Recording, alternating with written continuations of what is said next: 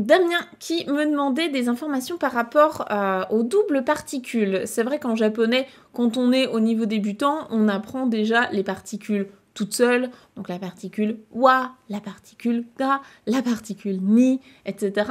On voit chaque usage de chacune de ces particules. Ça, on va dire que c'est au niveau JLPT 5. Et puis, plus on avance en japonais, plus on lit de textes, on se confronte un peu à la réalité du terrain. Et on se rend compte que dans pas mal de cas, en fait, on a deux particules qui sont collées, qui vont ensemble. Et est-ce que du coup, ça change un peu le sens ou pas? Qu'est-ce que ça apporte d'avoir deux particules au lieu d'une? Je vais essayer de vous expliquer tout ça. Donc le cas le plus fréquent, et c'est celui principalement dont on va parler aujourd'hui, ça va être quand vous avez une particule plus le wa. Donc la particule qui s'écrit ha, mais qui se prononce bien wa. Donc je vous donne quelques exemples. Là, Damien, toi, tu me parlais spécifiquement du ni wa. C'est pas le jardin ici, on parle bien de la particule ni plus la particule wa. Donc ça, qu'est-ce que ça veut dire? Est-ce que c'est différent de ni tout court ou bien pas tant que ça? En vérité, la particule wa, c'est, donc quand vous la voyez au niveau débutant, vous apprenez ça comme étant la particule de thème.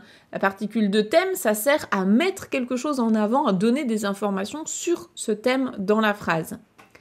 Là, quand vous avez ni plus wa, ça va tout simplement permettre de renforcer ça, de le faire ressortir un peu comme s'il était écrit en gras dans la phrase ou en majuscule.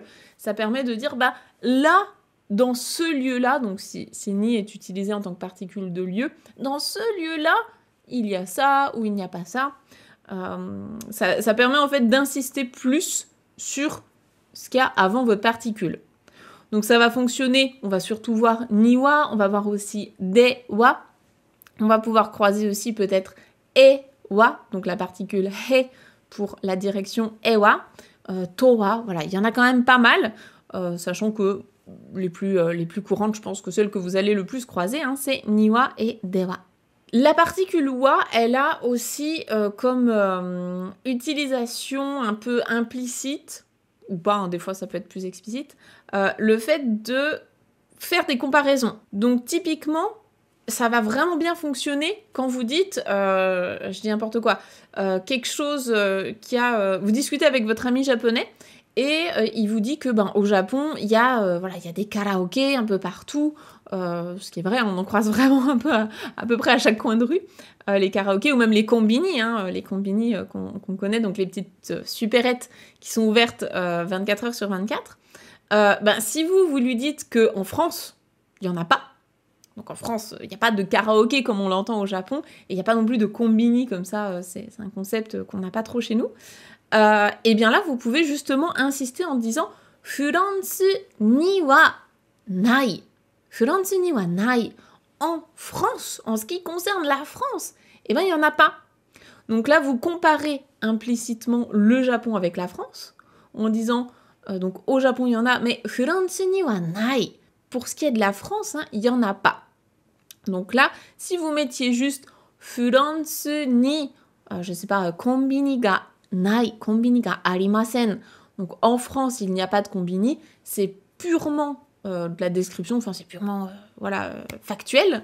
Par contre, si vous rajoutez la particule wa en plus, ça vient insister sur le fait que en France, il n'y en a pas. Donc ça se ressent pas en termes de grammaire, parce qu'en français, on n'aurait pas ça, enfin il n'y a pas vraiment d'équivalent.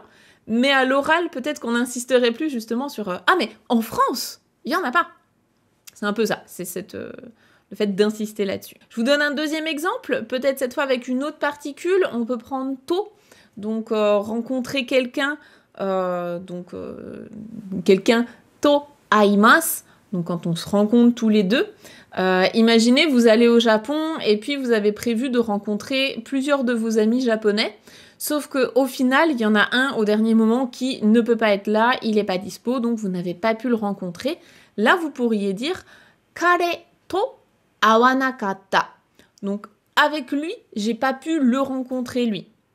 Donc, Kare to awanakatta, je ne l'ai pas rencontré. Si vous rajoutez le wa, Kare to wa awanakatta, avec lui, j'ai pas pu rencontrer. Donc, j'ai pas pu le voir, lui. On n'a pas pu se voir tous les deux. Alors que tous vos autres amis, vous les avez vus, mais lui en particulier, vous l'avez pas vu. Donc là, c'est pareil, on est un peu sur une comparaison. Voilà.